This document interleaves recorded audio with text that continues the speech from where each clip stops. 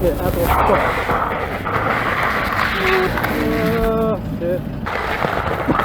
Stop.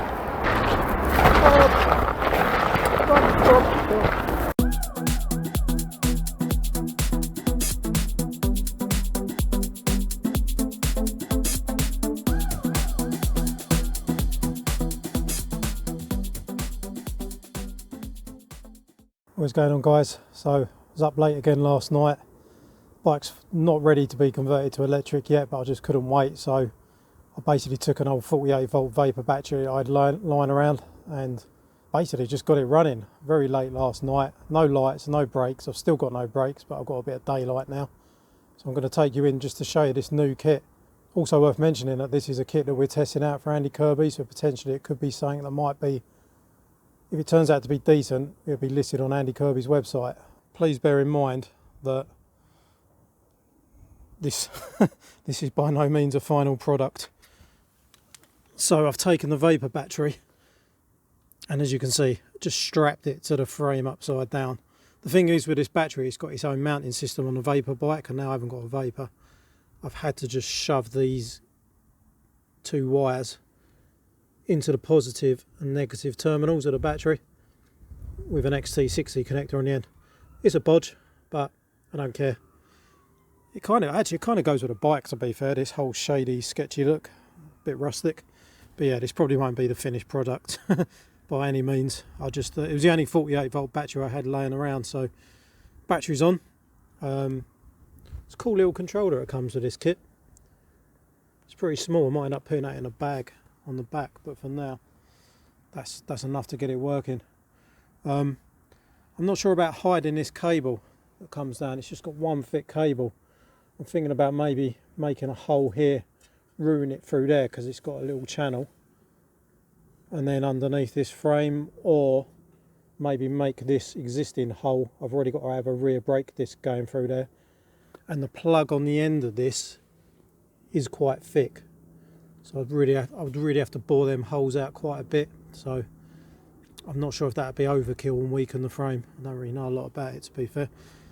So these are some of the things I'm thinking of. The other thing, which I think is pretty sick, I mean, apart from that wheel, looks fucking amazing.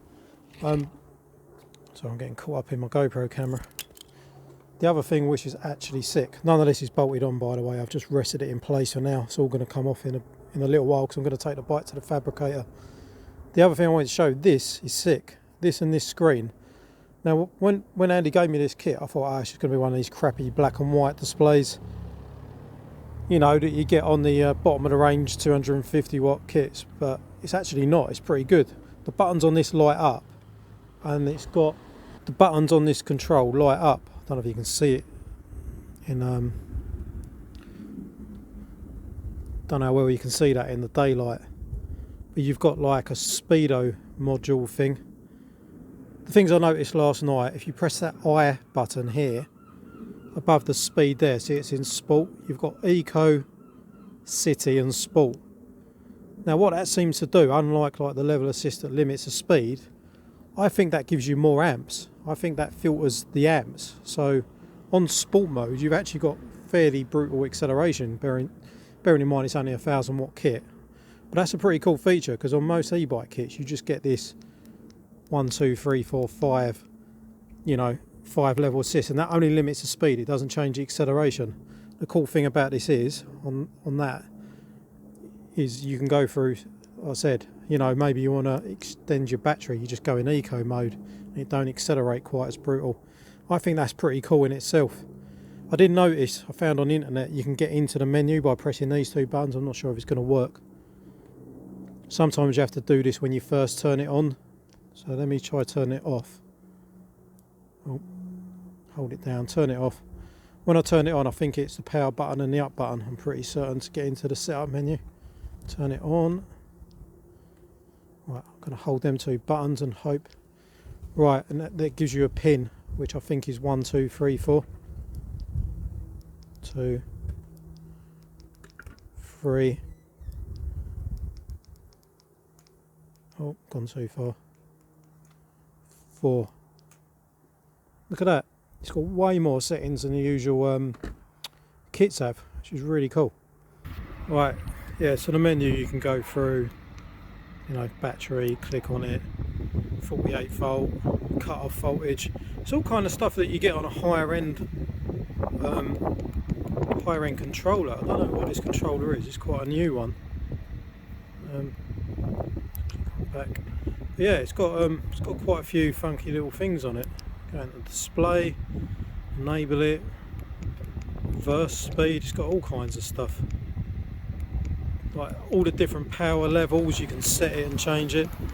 So much better than some of the other little displays. And I presume this is a full colour display, because I've seen like it's got red and yellow here, I've seen orange, yellow, green on the front. I'm going to come out of this now. It's fairly intuitive. Down to exit, and then back on. So when it's up and running, it does everything: voltage, watts, speed. Have a look at this when it's on. So you've got, I don't know if you can see that, and it's like you've got a bar that fades from green to orange that goes round for the speed. I guess you could press some of these buttons and have trip, timer, odometer, power in watts, maximum speed. See, obviously I did 14.5 miles an hour yesterday with no brakes. Yeah, it's a pretty sick looking display. I can't show you right now because it comes with a full twist throttle. It's actually such a sick kit. I'm actually going to have a little go of it now. I've got no brakes, so I'm going to quickly throw some old trainers on so I can use them to slow me down and just show you guys what it's like. I'm going to actually take this up to a guy in Basildon, Essex, called Kinsey Fabrications, a guy called Mark. He's come highly recommended for doing all kinds of metal fabrication work, welding. I'm going to have the calipers, like some kind of mount made up by him to mount the brake calipers. So I've got hydraulic brakes. As you can see, I've got the brake discs on there, but obviously no calipers, so I've got 0 brakes at the moment.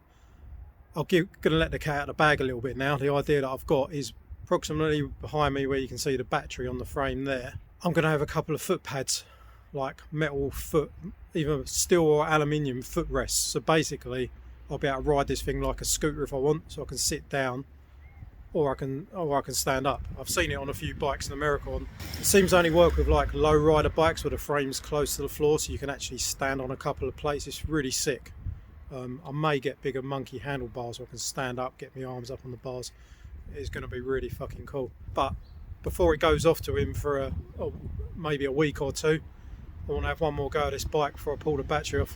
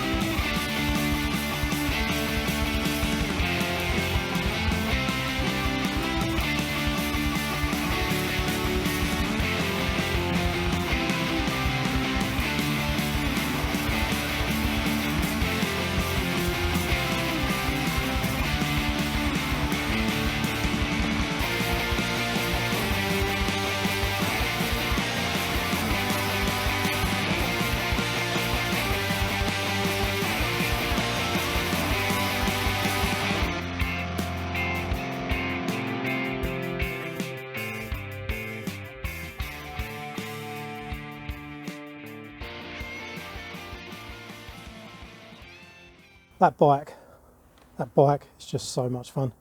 I cannot wait to get a pair of decent brakes on it, so I'm going to call it that for this video. I'm going to take all the battery off, the controller, all the electrics off, take it back to a normal bike. And the next thing I'm going to do is load it up on the roof and take it down to Kinsey Fabrications and have a good conversation with him, which hopefully will be in the next video soon. Don't forget to subscribe if you're not already to follow the updates of this bike. It's going to be epic when it's done. Just needs a pair of brakes on it pretty badly, to be fair. Right guys, don't forget to like, comment, subscribe, and I'll see you guys in the video soon. Take it easy.